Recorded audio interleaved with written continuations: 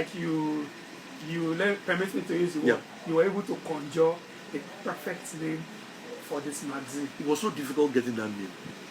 In fact, when we were about to start, it was then I just realized that we didn't have a name for the. So I felt, what would I do? I cracked my brain, I couldn't get any name. So I used to have a friend in the Koyi area that I used to go to his house on Sundays to just brainstorm or ask him questions and all that about business and all that. So I now sent him a text that I have this. So he sent me a text saying, no, I have far with the program. I said, well, need, but I don't even have a name and all of that. So now I said, okay, maybe I should drop by and let's brainstorm a bit and see whether we could. But that also come with the ones I have. Maybe they can be fine-tuned. I said, okay. So I was driving to Lagos on the top Mainland bridge when I started asking myself again, what name can we give this? And I said, okay. I started asking myself, I said, if what's the focus? It's about celebrities. Celebrities where now? Well, in the city. I don't know that, not village, based, more of celebrities in the city and everything. As I was driving, I was just conjuring names and all that, and it just clicked. Just like city people, the people of the city, and things like that. So I wrote it down. So when I got to the guy's place, and I said, well, this is what I was able to come up with on my way here. And he said it looks nice, that city of the, and people of the city people. It makes sense that at least it conveys the image of what we want to do and all of that. And that was how I came back and I asked some of our guys, okay, I have this idea, and everybody says, and again, I didn't want to use a name that exists. What people used to do in those days, just leave some names from foreign or London Guardian, all those names, you just replicate here.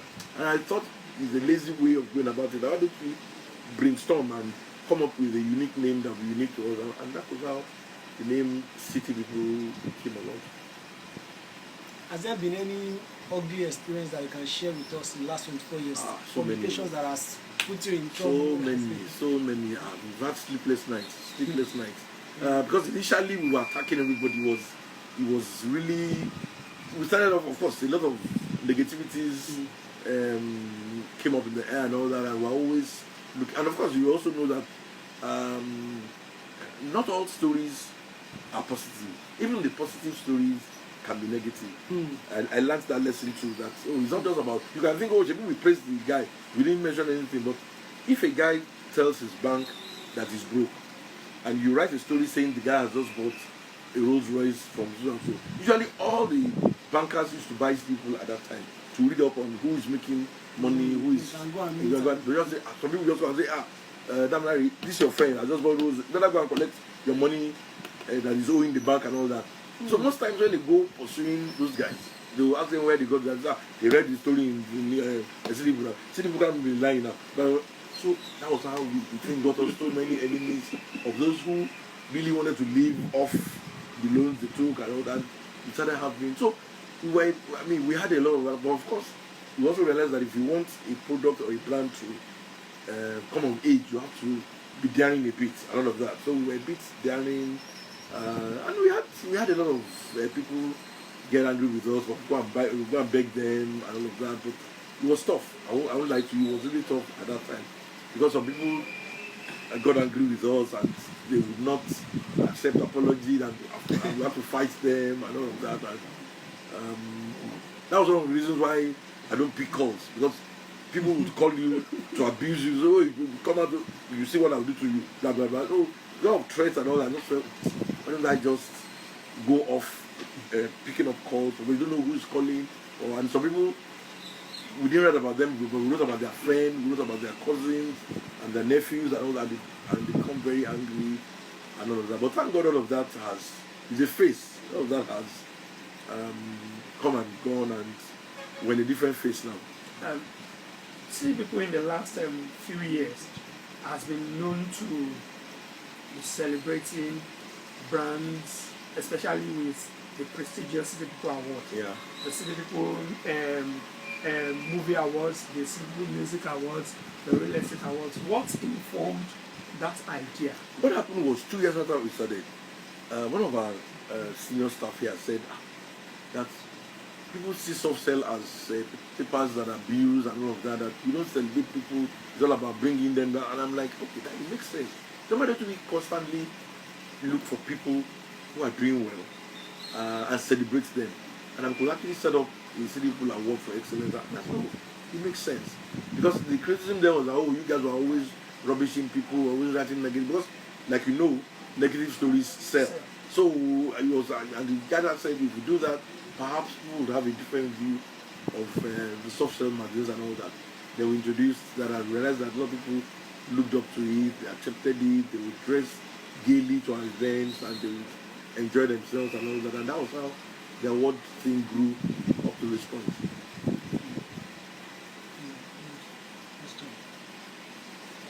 Okay, 24 years down the lane. It's quite a very long period of time. Okay. Now, can you tell us your most remarkable moments as a publisher? What I think the most remarkable was when we saw the first edition of City People. It's something that one thought out as a project, but when it now came out, when it rolled out of the press, and we saw the beauty of it, and we got it to the office, and people saw it, everybody was ecstatic, everybody was happy that, oh, finally the dream came true and all of that. And that was, for me, that was, what gave me that lift. That was fine, I can do it. Was there any part in the course of the time that City People had existed that you think, oh, if I had known, maybe at this point I shouldn't have done this? Was there any things you regretted over that? Probably I shouldn't have done this when I did this. Well, I won't say regret, but the only thing I keep asking myself is if I'd done law, because I wanted to do law. I was actually a law student. I was registered as a law student at the State University. Okay. I was part of the first set of law students in the State University. That same year was when I was given admission to Ife to read history. But what made me leave State University that same year was when people said, oh, they saw State University as Awolowo's university, and they said federal government would not recognize degrees awarded from that university, and that they wouldn't be able to go to law school and all that. So there was that big fight at that time and all that. And about that time, I got a letter from Ife saying I've been offered a space to read history and political science. And I felt, okay, fine, if I do history, I can always read law again now. Yes. So that was how I left. So I keep asking myself, if I had done law and had gone into law rather than journalism, would it have been a better option than being a journalist and all that? Well, I would say that I don't have any regrets. It's just that I've not been able to taste what it would look like being on the other side. Sorry? We never can tell now. Yes, no. So that's the only thing I keep, but it's not a regret. It's not something I keep asking myself, oh, which one would have been better and all of that. I think it was faster than me. I was going to ask that if you were not doing this now, if you were not running City, what would you have been doing? There are 3 options actually. For me at that time, it's either journalism, law, or I stay back to do academics. Because I have the flair for books, reports. I started writing when I was in school and all that. All the newspaper houses knew me at that time. Tribune, Punch, all the existing departments. So I would write and I would come to Lagos to collect the little stipend we were being paid at that time. And I was writing opinion articles, feature articles and all that. So, it was for me to choose, it was difficult for me to choose which one. If I had to ask some of my lecturers what they thought and all that at that time, and they felt I would have to take that decision and they can't take it from me. I remember one thing one of my lecturers, Dr. Shegun Shoba, said, not the RMO, the lecturer, history lecturer. He said Nigeria needs good journalists, Nigeria needs good lawyers, and Nigeria needs good lecturers. That anyone I choose, I should just, and I will know that it's my own decision, not that anybody fixed it for me or advised me to do it and all that. But I chose journalism because journalism was the natural progression for me. And all that. Since I was already writing, and in fact, by the time I finished my schooling, I had offers to join. And all, but by that time, my initial plan was to join Newsworld, to work with Newsworld. Because I was already working with Newsworld at that time. But unfortunately, Delegua died, and that changed the whole configuration of things and all that. And so, what's the future dream for City People now? Well, the future dream is pretty obvious. We need to strengthen our what's it called now? Our space in social media.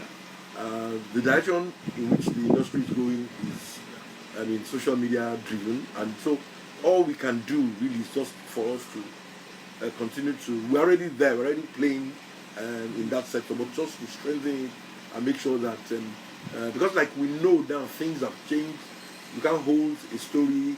Yesterday I got an exclusive, and I was asking myself, would I be able to hold this exclusive till Monday before we do the story? Because it's supposed to be an interview with somebody who I know has never spoken before, and she's a prominent person. But again, I asked myself, is it safe to hold on to it? What I think I'm holding on to, if another person gets it. You sense it's like, what if you send it to someone else? Yeah, well, someone else, that kind of thing. So I was a bit worried, and throughout yesterday, it was on my mind that, hey, should we? So that has always been, and of course that made me know that at the point at which we are now, social media is it, and we just have to all find ways of doing things differently, even on that platform. You've had several years of experience on the job. Yeah. How do you think the Nigerian media space can be strengthened better than the way it used to be in the past? That's a big one. I think professionalism should be returned back to the media. That is missing right now. Like some of our colleagues say, anybody, once you buy an expensive phone and you have it, you can become anything. As any media, whether you have training or you have a frame of mind for it, because you need to have a frame of mind to be able to practice journalism, not just, I just feel like I want to write now, and that kind of thing. So journalism is key. And the fact that the economy is also not being friendly to the media. Newsprint is expensive, everything is expensive, and all of that. To be able to even sustain paying salaries and printing and coming out regularly is a big challenge. So I think we need to find a way of making sure that professionalism returns. Because if you have professionals practicing journalism and all of that, there'll be a bit of seriousness, there'll be a bit of decency to it, or like people just come in because they just feel, they can write anything and all of that. But I think we'll get there. I think it's a phase. I think the social media phase at which we are now will move into, a lot more serious phase that would help us and help the industry. 2 in 1. Yeah. First, do you think that the print media can survive this period? That question you asked me, I've been asking everybody. I've not been able to get an answer. So it's like you're thinking the way I'm thinking. I don't know whether the print can survive. You know why? For the print to survive, you need two things: adverts and sales. Sales is dead right now. Most of the papers that sell 50,000 copies, 40,000 copies years back now sell 6,000, 5,000. It's not enough to sustain the business. Advertising has moved to social media, to move online. In fact, there was a year, I think about 4 or 5 years ago, we went visiting all the agencies, and they told us clearly that most clients don't want to advertise in print because they know that the print has declined, has nosedived, and they know that if you put an advert on social media, any of the social media platforms, more eyes will see it, and then they will get. So a lot of the adverts are going in the direction of online. So, and if you take the two key things away from the print, how will the print survive? And in any case, to now make matters worse, the generation that is coming behind, they are not, print driven at all. Everything is on the phone, online, and all of that. And if you have all of that happening to the print, how will the print survive? So I've not been able, I've been asking my seniors in the industry, what do they think, and everybody just keeps being optimistic that it will work. But when I ask those questions, that those three things that you need have been moved, it's like human being doesn't have blood again, doesn't have all the various things that you need, cannot inhale hair and all that. How do you want the person to survive? So I really don't know, and I'm just praying and hoping that we will be able to to sustain. But I think the other way around is that the print media should also maybe look at other possible businesses, allied businesses that they can do, that they can use to sustain the print, because the print needs help and all of that. And there was a banker that came to see me a few months back, and what he said made sense. He said the formula should be Citiable Online should be able to sustain Citiable Print. A Citiable Print is like an old man who gave birth to a child and has trained the child, and the child has left school and has started working. So the child now would have to fend for the old man who sent him to school. Basically, that is the cycle that he drew, and it made sense to me. Because since we started that strategy of using online to beef up print has been surviving and all of that. And I guess what we need to do is just find a lot more creative ways of sustaining the print. But what I've found is a lot of readers are passionate about the print, especially the older ones. They are used to years of holding their paper and reading from it. It's just that the new generation are no longer into that bit. The second question, as a veteran journalist that you are. Am I? Yes, you are. do you think that there is a need for the social media to be regulated, considering the freedom of speech? Again, I have a problem with that question. Those issues are issues that I also think about all the time. When you say regulation, somebody will come one day and come up with one funny policy. You can't do this without getting the license. They can. My fear is how the politicians will use it if you say regulation. Because when you say regulation, yes, nobody should do this. Then they now come up with maybe some policy. You have to pay for a license. You have to pay, and it will make it difficult to do and all of that. It's also, I'm always a bit worried when it comes to this regulatory thing and all that. Even though we know that yes, some of our colleagues can be, reckless and excessive and all that, but that is not the issue. The issue is, I believe we can get other ways of, just like print, for example. In print, for example, you can't pick up your biro and write nonsense about anybody. You know they will take you to court because the name will be there, the name of the paper is there. So if you can achieve some kind of creating a playing field where people know they can be held responsible for whatever they've written. Like the way they're dealing with fake news, and you can't write fake news. You find out a news is fake and all that can be taken, but not that we don't have regulations or what do you call them now? Laws that should be, because it can be misused. That's my problem. It can be misused, and I believe that where we are today is a phase. There's always, everything goes through a phase. There'll be a phase of when things people happen the way it's happening. After a while, some sanity will return, and then we begin to get better. I believe we will get better. That's my own. But I don't think any law that would regulate, what do you call it now, social media, that will now become an albatross for social media is needed at a time like this. So you are like a bridge between the old journalists, the likes of Billy Giwa, and the new, somebody like me. Yeah. You have worked with Billy Giwa, you are working with me. Now, looking at the old generation and the new generation, would you say that there has been improvement in the area of practice when it comes to journalism in Nigeria? Oh yes, there's been. I salute the new generation. They've actually taken the industry and the profession to greater heights. But at the same time too, I also commend the likes of Billy Giwa and Co, because it was because of them that I, for example, went to journalism. I could see how people find the likes of Billy Giwa, Repu, Danagbese. They could leave off journalism and say, okay, so you can actually set up a media house and run it and live a comfortable life and all that. I saw that in them, and I saw how they were also able to merge journalism with intellectualism, because they wrote articles then, they were very knowledgeable about so many things, and it was because of their success story that made me decide when I was leaving school that okay, fine, I'll become a journalist and all that.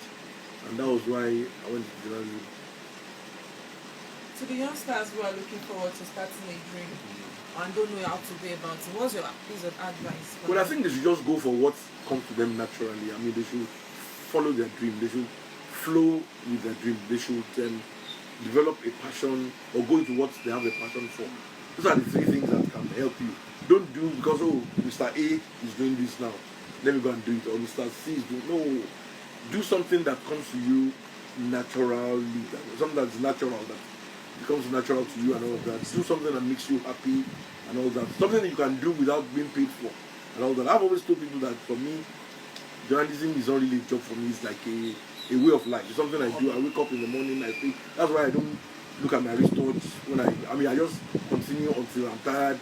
I sleep, I wake up again, and I continue. And so for me, it's just like a way of, it's a natural thing for me, really. So, and that way, if negatives come, I'll take it as giving. I'll take it as part of the things I need to do and all of that. But if you take it as a job, you can't compare it to 9 to 5. You can't compare it to the kind of jobs that exist and all that. It's a unique kind of job, and it's a job where time is not a defining thing. You just have to continue. You wake up you might even be at an assignment at 1 a.m., at times 2 a.m. the following morning and all that. But if you don't have passion for it, you see it as punishment. Then why would I be at an event at 2 o'clock, 2 a.m., and some people are sleeping at home and all of that? So that's the problem. But if you have passion for it, from there you can go on to another assignment in the morning and you won't even think twice and all of that. So that is it. So any young person who wants to do that should look for something an area that he or she thinks, oh, I have an advantage over, and I'm offering a service. I mean, because that's very key in any entrepreneurial venture you go into. You're offering a service that people will pay for. That way you make money from it.